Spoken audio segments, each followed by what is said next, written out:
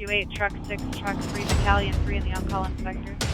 2303 West 46th Street, number 208. On this episode of Sioux Falls Fire, we'll take a look at how construction is coming along on our newest fire station, Station 12. We go out with some of our USAR crews as they do boat operations at Wall Lake, and we talk to a couple of our wildland firefighters who are being deployed to a wildland fire in Wyoming. That and so much more on this episode of Sioux Falls Fire. Hi, I'm Claire. I'm from Augustana University Department of Campus Life. I work as an RA, we call them Viking advisors here because we are Vikings. And today we went through some fire safety training with our city fire department. Well, we started with the fire triangle, the three aspects of fire. We talked about the classes of fire extinguishers, and then we actually put that into practice. We used the PASS technique, pull, aim, squeeze, sweep, which we could use to get out a small fire in a dorm, like in a garbage can or something like that. And then we saw the difference between a dorm room on fire that was equipped with sprinklers and without. I think this is extremely valuable information for someone who's a student leader on campus because you're the ones who are in charge of your floor and making sure that you can account for everyone, and the more people who are in charge and who can explain how to put out fires, the safer our communities will be. It's my third year going through this training for RA, and I've also gone through it for the chemistry department, which is a little bit different, but I think I learned something every time. Hi, my name is Carly Swart, and I'm an RA from USF. Hi, my name is Will Grisham, and I'm an RA for USF. We learned a lot about just fire safety, stuff that you don't really think about, such as the different types of fires, making sure that your fire extinguisher matches that kind of stuff. And I mean, we really went through we actually went through an evacuation plan for our residents if we need to do it. Yeah, I thought it was fun getting to learn all the new things of fire safety and the importance of it, and then being able to do that as well. Some of the stations that we went through, we put out fires with fire extinguishers, and then we all had an opportunity to actually spray a fire hose. And then, like I said before, we went through an actual evacuation of one of our dorm buildings, just working through banging on the residents' doors, getting them out of the residence hall. Yeah, so this is my third year doing this, so it's always fun doing this. I think it's the best part of training for being an RA, just being out and doing all the activities. And my favorite part is probably doing the fire extinguisher and also running through the halls. It's kind of fun doing that. This is 100% something that I think not only RAs should go through, but everybody should try and go through at some point in their life. Fires are incredibly dangerous, and especially at a university where we have hundreds of lives that we have to take care of. I myself am in charge of 30 kids, and I want to make sure that all 30 of those kids get out safely from any fire. Yeah, exactly what Will said. I think everyone should know the importance of safety and how to protect themselves during a fire, because you never know what's going to happen, and it's always nice to be prepared. So we're out at the Denny Sanford Premier Center today, and we've got quite a few of our members that are working on their ropes certifications through USAR, and I'm with Pat Kafer. He's one of our firefighters. He's getting the certification going on, and welcome to the show, Pat. Thank you. First of all, I want to ask you just a couple of questions about how the certification works. What all are you going through for this certification? Right, so this is the first certification that we're going through for the USAR program. Okay. There are other certifications. This one is a rope certification. There's confined space, structural collapse, a couple of water rescue certifications, as well as trench. Okay, first of all, I'm going to ask you, what's USAR stand for? Urban Search and Rescue. Okay. So how often do we use those certifications? Right, so the certifications, the USAR program does get used quite a bit here in the city. An example would be water rescue down at Falls Park, the Copper Lounge collapse would be another example. So there's quite a few various locations throughout the city that we end up using them. So the certification is extremely important to have for our individuals. Correct. So how many stations do we have that USAR is stationed at? And they're placed throughout the city, correct? Right. So we've got Station 5, Station 8, and then Station 4 is a rescue station as well. Okay, and at Station 5, what's their primary there? They have the heavy rescue Okay. at Station 5. Yeah, and we've done a story in the past on when the heavy rescue came out. It's equipped from top to bottom with different tools that are utilized. And Right. and so with the rope certification, how many people are going through this certification right now with you? We have 6 people in the program. In the program, In the training program. Yes. Okay. Yep. And I believe we kind of do this training sporadically depending on the number of technicians that we have. Right. So you guys are going through the program now. Correct. And as we have retirements and promotions and different things, we'll end up running the program again. So how long of a program is this for you? Right. So it'll take about 3 years to complete the various disciplines. Okay. So it seems like every 3 years or so, another new class Yep. has been starting. So it's not just a simple take one class, you're done, you're certified. You have to No. go through quite a few various things. Right. Yeah. Like I said, there'll be a couple that we're doing this year. The ropes that we're in now, and then confined space Okay. coming up this fall, and then the rest will fall over the next 2 years. So in a place like this at the Denny, you're looking at more of an industrial type setup, and how's that compare working in here compared to say out at Palisades going off of a rock cliff? Okay. Yeah. So like in a real life scenario outside of the city, up at Palisades, there's different terrain features such as rocks or trees that we can anchor to. Versus here, there's numerous anchor points here.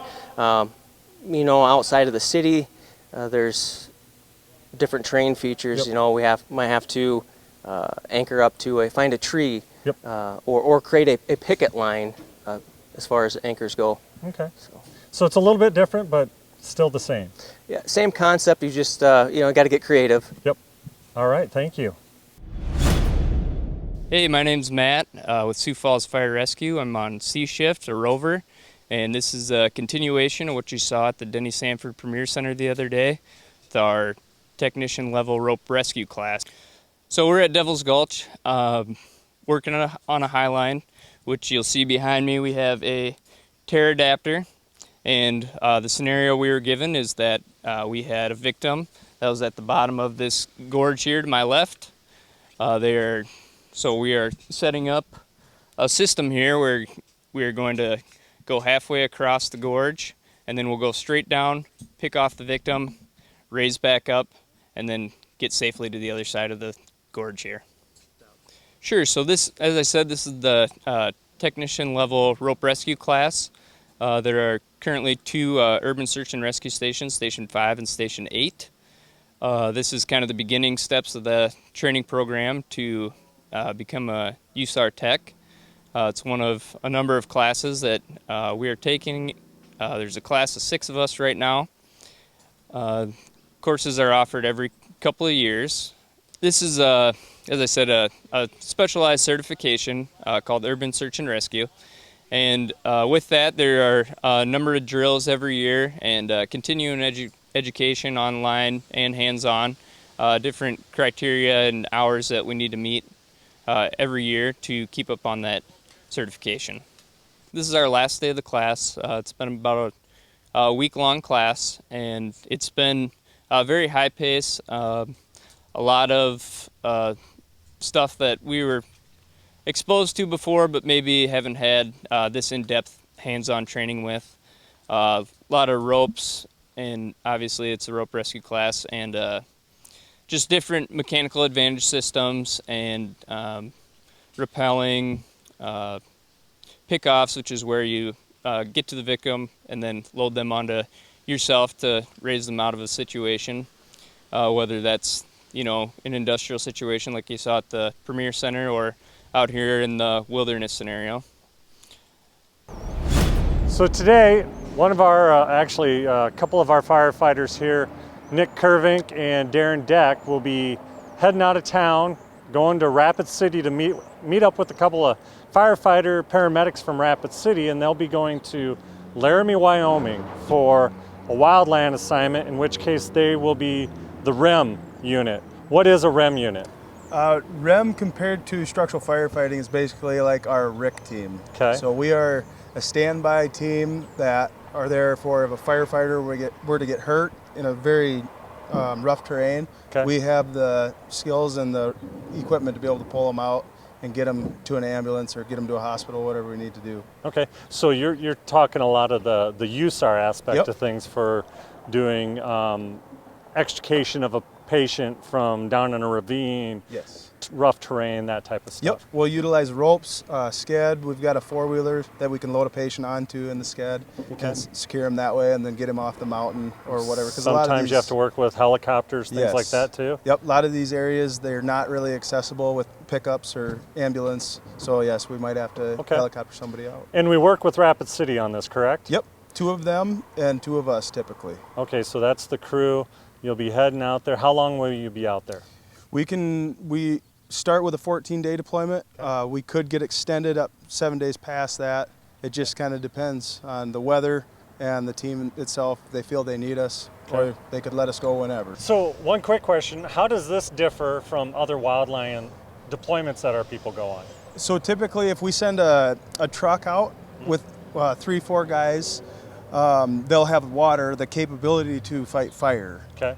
This apparatus is not meant to fight fire. Right. It is strictly for the safety of the firefighters out there on the line. Okay. So you guys are the backup Yep. to the fire. We're Okay. basically a mobile ambulance. All right, sounds good. Thank you. Michael Olson. I'm a firefighter as well as a USAR Swiftwater Tech with Sioux Falls Fire Rescue here. Today we're out here doing some boat operations. Kind of our review as well as learning some new skills with boat operations and what we would do on a rescue or recovery situation in a static water environment such as a lake or a pond. In Sioux Falls we only really have Colville Lake and maybe a few other ponds, but outside of city limits we have several recreation lakes, Lake Madison, Wall Lake here, Lake Alvin, etc. If the responding agency requested us on a mutual aid, we would then deploy with our boats and our water rescue technicians to support their operations at a lake such as this. We've been to Wall Lake twice this year on mutual aids. We'll go up to Palisades, basically wherever requests us. As long as our resources allow in town, we will support those mutual aid requests. So we had our hard bottom john boats. And then we also had our new Zodiac inflatable boats. We like to compare the Zodiac to handles like a sports car. It's a little more made for the moving water, but it still serves a purpose out here in the static water. And then the hard bottom boats, they allow us a little more stable platform, a little more horsepower, so they're a little faster to get to location, and then gives us just basically a good platform to perform our searches, our grid searches, and our drags for victim location. Currently, we have 2 of the hard bottom john boats. One is located at Station 8, and then one is located at Station 5. At Station 5, we also have the 2-person Zodiac inflatable boat that actually rides on top of Heavy Rescue 5 with the motor. And then we also have an inflatable paddle boat, commonly known as the Rapid Deployment Craft, or RDC. So everybody at Station 5 is a water rescue tech, and then at Station 8, they have to maintain at least 2 people there as water rescue tech. Usually it's 3 or 4, just all depends on staffing for the day. And then, with each crew it varies. With the boat operator, it's not always based on rank. It's not always the driver of the fire truck. It's going to be who's the most comfortable driving. Although we all know how to operate them. Some of our guys grew up on these lakes and these rivers, and it's second nature for them to drive a boat. So we let them, regardless of their captain or firefighter, fire apparatus operator.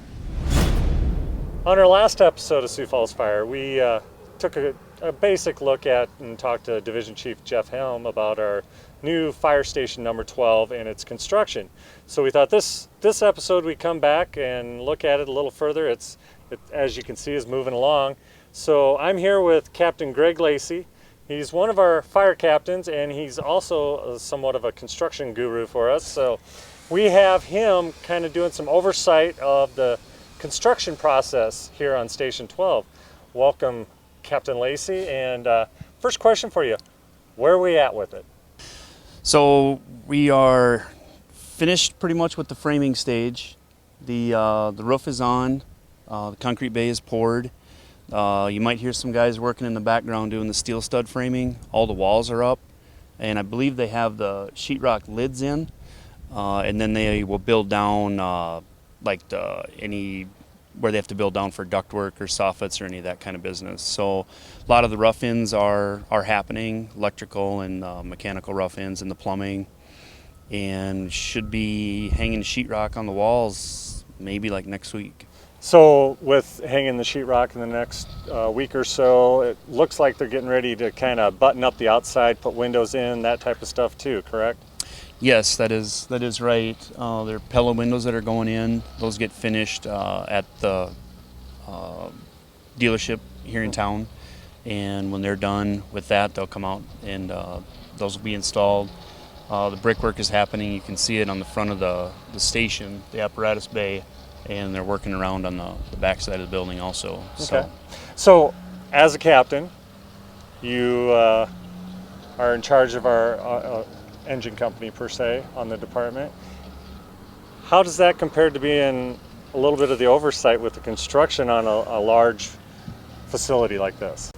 As a roving captain, I worked with different crews day to day, and we're together for 24 hours, and then we work our next shift. Whereas this is an ongoing project, months long. My oversight is I'm not terribly involved in it. What I'm doing is bringing ideas from the floor.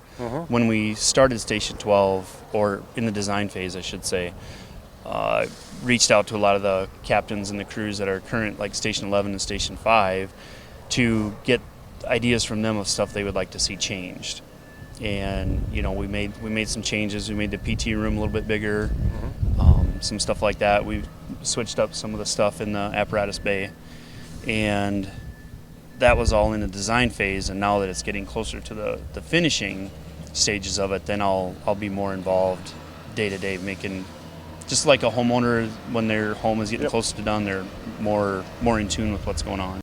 So currently you're the one that we're depending on to bring our voice to the table of making sure the things that we need to make sure happen in it are happening, and you keep a good close eye on that. Yes, I would say that's accurate.